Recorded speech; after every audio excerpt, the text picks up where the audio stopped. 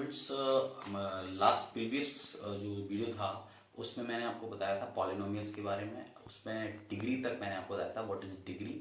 तो डिग्री का मतलब ये हुआ कि जो भी इक्वेशन आपको दी है, जो भी पॉलिनोमियल दिया है, उसकी मैक्सिमम पावर, जो polynomial is what polynomial is given to you, the maximum power of variable in that equation, in that polynomial is called the degree of that polynomial। अगर सपोज उसमें पॉलिनोमियल पे अगर degree 1 का है, इसका मतलब ये है कि x पर पावर मैक्सिमम पावर 1 है, तो उसको हम बोलते हैं linear polynomial. If polynomial is of degree 1, a polynomial of degree 1 is called the linear polynomial। It means the maximum power on the variable will be 1। ठीक है। Second one is a polynomial of degree 2 is called quadratic polynomial। It means the maximum power of variable in this case, in this polynomial, should be 2। If the maximum power is 2, the polynomial is called quadratic polynomial। Third one is a polynomial of degree 3। It means maximum power on the variable is 3, then polynomial is called cubic polynomial। ठीक है, cubic polynomial. तो यहां तक आप इसे clear कर लें। अब हम एक्सरसाइज शुरू करते हैं। तो फर्स्ट एक्सरसाइज 2.1 हम करेंगे, और दूसरा ये है कि चूंकि ये आप सर भी करा रहे हैं, तिवारी सर भी करा रहे हैं, तो वो ये पॉलिनोमियल करा चुके हैं, लेकिन आप इसे रिवीजन के तौर पर कर लीजिए, क्योंकि पहले जो शुरू के 4-5 चैप्टर्स हैं बहुत इंपॉर्टेंट हैं। तो आप इसे रिवीजन के तौर पे कर सकते हैं, और जिनको वो क्लियर नहीं हुआ हो तो उनका साथ साथ रिवीजन भी हो जाएगा। मैं इसको बहुत स्लो लेके चल रहा हूँ ताकि आपको पूरा कॉन्सेप्ट समझ में आए, सारे क्वेश्चन समझ में आए। तो ठीक है, हम 2.1 करते हैं। क्वेश्चन है, which of the following expressions are polynomial in one variable and which are not, state the reasons for your answer. ठीक है, तो आपको क्या बताना है? आपको बताना है कि जो गिवन पॉलिनोमियल है वो पॉलिनोमियल इन वन वेरिएबल है कि नहीं। Polynomial in one variable, polynomial in one variable. ठीक है, अब देखें, एक तो आपको ये प्रूव करना है, दूसरा ये, यानी आपको पहले तो फर्स्ट देखना है कि ये एक्सप्रेशन जो दिया है, जो एल्जेब्रिक एक्सप्रेशन दिया है, वो पॉलिनोमियल है कि नहीं, दूसरा वो वन वेरिएबल में है कि नहीं। पॉलिनोमियल इन वन वेरिएबल किसको कहते हैं? जिसमें केवल एग्जैक्टली एक ही वेरिएबल होता है। जैसे आपने कोई भी नंबर लिख लिया x² + x + 1, इसके अंदर जो वेरिएबल है वो क्या है? केवल एक ही वेरिएबल है। वेरिएबल कितना है? एक ही तो है। अगर इसमें वेरिएबल एक सिंगल वेरिएबल है, x यूज हो रहा है, अगर इसमें दो वेरिएबल यूज होते हैं x और y, तो ये पॉलिनोमियल इन वन वेरिएबल नहीं होता। ये केवल पॉलिनोमियल इन वन वेरिएबल तब होगा जब इसमें केवल एक वेरिएबल यूज किया जाए। दूसरा, ये टर्म पॉलिनोमियल है कि नहीं। पॉलिनोमियल होने के लिए क्या शर्त थी, क्या कंडीशन थी? कि इसकी जो पावर है, power of variable should be a whole number. तो देखो, इसके अंदर भी होल नंबर है, इसमें भी होल नंबर है। ठीक है, तो ये होल नंबर्स हैं। अगर आप यहाँ पर x मानते हैं तो ये 0 हो जाएगा। तो ये सारी की सारी होल नंबर्स हैं, तो ये पॉलिनोमियल भी है और इन वन वेरिएबल भी है। अगर ये पूरा x में है तो हम इसको दूसरा नाम भी दे सकते हैं, मैं पहले बता चुका हूं, पॉलिनोमियल इन x भी कह सकते हैं। ठीक है, इसको हम पॉलिनोमियल इन x भी कह सकते हैं। ठीक है, तो इस चीज को समझ लेना। अब मैं ये क्वेश्चंस करा देता हूं। देखिए, पहला क्वेश्चन है 4x² - 3x + 7। ठीक है, तो पहले तो ये वन वेरिएबल में है क्योंकि only x is used in the whole algebraic expression. Second one is कि ये पॉलिनोमियल है कि नहीं।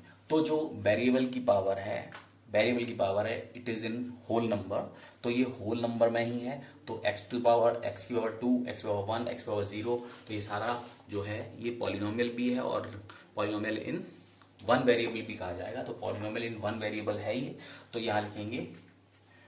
अब इसमें रीजन भी लिखना है, तो यहां लिखेंगे यस, और यस क्या गया? तो बिकॉज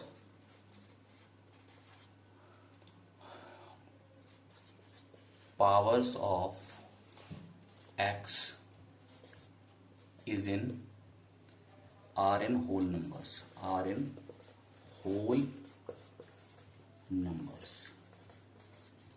ठीक है, इसका रीजन हो जाएगा powers of x are in whole number. तो जो वेरिएबल की पावर है वो होल नंबर में है। और दूसरा, only one variable is used, only one variable that is x is used. ठीक है, तो अगर आपको रीजन देना है तो आप ये दो रीजन हो जाएंगे। इसी तरह से सेम सेकंड हो गया, देखिए सेकंड के अंदर Y square plus under root two. तो Y square plus under root two में क्या है, इसमें भी जो पावर है, वेरिएबल क्या है, यहां पर वेरिएबल है बाई। ठीक है, और पावर्स किस में, इज इन होल नंबर। ठीक है, पावर होल नंबर में है इसके अंदर। तो इसका मतलब क्या है कि ये सेम, यही चीज बिल्कुल सेम, यही लैंग्वेज आप इसमें भी लिख देंगे कि it is in one variable because the variable used here is y and powers of y are in whole number. जितनी भी पावर्स बाई की हैं वो सब होल नंबर में है। Next one is two under root t और t under root two. ठीक है, अब आप इसके अंदर देखिए जरा इसको, इसमें क्या हुआ कि इसमें टी है, यहां भी यस हो जाएगा पहले इस वाले में, और इसमें देखें 2 इंटू टी की पावर, इसको क्या बोला जाएगा, टी की पावर 1/2 बोलेंगे ना अंडर रूट टी को, प्लस टी अंडर रूट 2। ठीक है, तो इसमें पहला तो है वेरिएबल जो है वो टी यूज किया गया है, वेरिएबल जो है वो टी यूज किया गया है, फर्स्ट कंडीशन तो इसकी हो गई। और दूसरा, लेकिन but power of t is half. ठीक है, 1/2 which is not a whole number, which is not a whole number. So given expression is not a polynomial in one variable। ठीक है, कितना हो जाएगा। नेक्स्ट का एक और देखते हैं।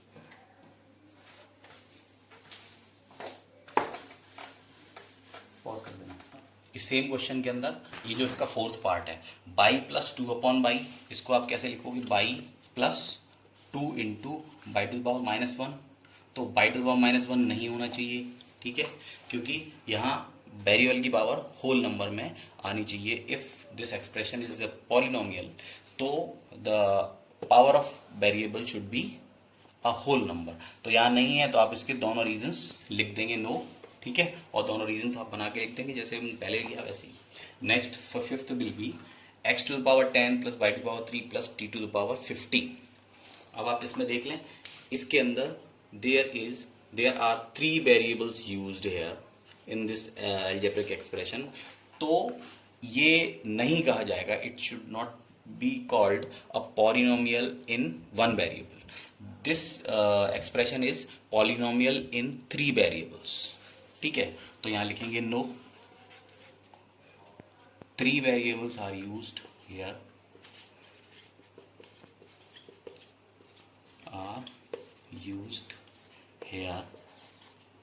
सो given expression is not a polynomial in one variable। ठीक है, फिर ठीक है। Next question, second question is right the coefficient of X square in each of the following. ठीक है, मैंने कोफिशिएंट के केस में आपको बताया था कि कोफिशिएंट जब भी निकालते हैं तो जिसका निकालना होता है, हमें एक्स स्क्वायर का निकालना है, तो आप पहले तो अलजेब्रिक जो भी पॉलिनोमियल आपको दिया है उसके अंदर देख लें कि जो एक्स स्क्वायर वाला टर्म आ रहा है, उस एक्स स्क्वायर वाले टर्म में एक्स स्क्वायर को छोड़कर जो भी आया उसके साथ में वो सब कोफिशिएंट हो जाएगा। मैं ये जो एग्जाम ये दिए उनको करके देखते हैं हम लोग। देखिए first one 2 plus x square plus x, तो इसके अंदर जो इसका टर्म है वो क्या है, एक्स स्क्वायर है। ठीक है, केवल एक्स स्क्वायर है ना, तो अब केवल एक्स स्क्वायर है तो इसका कोफिशिएंट निकालना है, तो इसके साथ में क्या, इसके साथ में कुछ भी नहीं, वन ही होगा। ठीक है, तो इसके साथ में वन हो सकता है और कुछ है ही नहीं, तो लिखेंगे coefficient of X square is 1। ठीक है, नेक्स्ट ये हो गया 2 minus x square plus x cube. इसके अंदर जो इसका टर्म होगा वो कितना है, माइनस एक्स स्क्वायर है। ठीक है, तो इसको आप कैसे लिख सकते हो, ऐसे लिख सकते हो आप -1 इंटू एक्स स्क्वायर, यानी इसको छोड़ के बाकी का टर्म क्या आया -1, तो यहां लिखेंगे coefficient of X square is -1। ठीक है, उसके बाद जो ये नेक्स्ट क्वेश्चन है π/2 एक्स स्क्वायर प्लस एक्स, इसके अंदर हमारे पास केवल π/2 है, किसके साथ, एक्स स्क्वायर के साथ में टर्म में, तो हम क्या करेंगे, तो इसके साथ में क्या है π/2, तो कोफिशिएंट क्या हो जाएगा, एक्स स्क्वायर को छोड़ के बाकी सारा कोफिशिएंट होगा, तो वो कितना है, coefficient of X square in this case is π/2। ठीक है, नेक्स्ट इज √2x - 1। अब √2x - 1 में एक्स स्क्वायर है ही नहीं। ठीक है, तो हम यहाँ एक तरह से ऐसे कर सकते हैं 0 इंटू एक्स स्क्वायर। ठीक है, क्योंकि यहाँ नहीं है तो यहाँ कोफिशिएंट कितना हो जाएगा, टर्म हो जाएगा 0 इंटू एक्स स्क्वायर, और कोफिशिएंट कितना हो जाएगा 0, तो लिखेंगे coefficient of X square is 0। ठीक है, आई होप कि आपको कोफिशिएंट इससे क्लियर भी हो गया होगा। नेक्स्ट क्वेश्चन नेक्स्ट वीडियो में बताऊंगा।